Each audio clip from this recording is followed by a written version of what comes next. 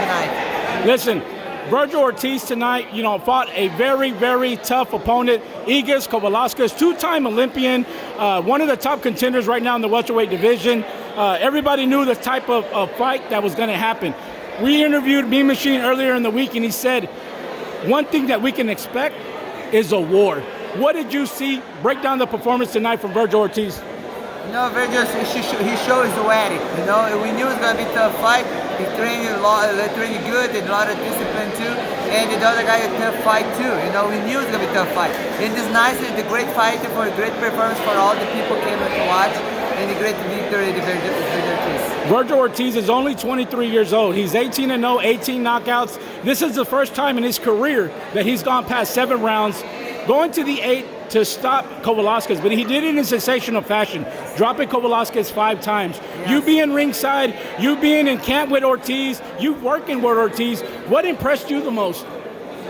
He's training hard, not just a talent. He's training every day. He's a very humble guy. I love his family. I train with his dad too.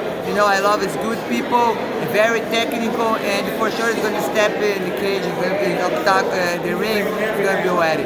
A lot of fight fans, a lot of boxing experts said, you know what, Robert Garcia is not going to be in the corner tonight with Vergil Ortiz, but luckily for Virgil, he has his father, Vergil Ortiz Sr, that's been with him since he was 5 years old. He's also helped coach you in boxing as well, and also assisted in your MMA fights at Bellator. What makes Vergil Ortiz Sr. a great coach?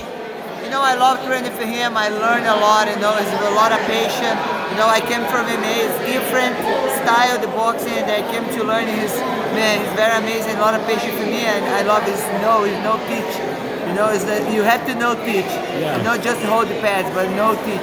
You can see his son. He's teaching his son when he's 5 years old till now. You guys can see great performance, great technique in this. Let me ask you this.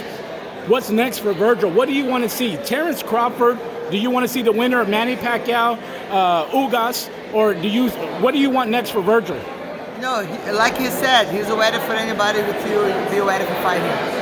Well, we appreciate your time, Cyborg. What's next for you? When's your next fight? No, soon you guys gonna know. I can announce, but I already have a date for defending my title, and I'm gonna have to come back to Bellator MMA. Cyborg, you're a legend in the MMA world, but when you come to this atmosphere, this is your second time coming to Texas, yes. But when you come to this type of atmosphere, when you come with the fans, you get a lot of love.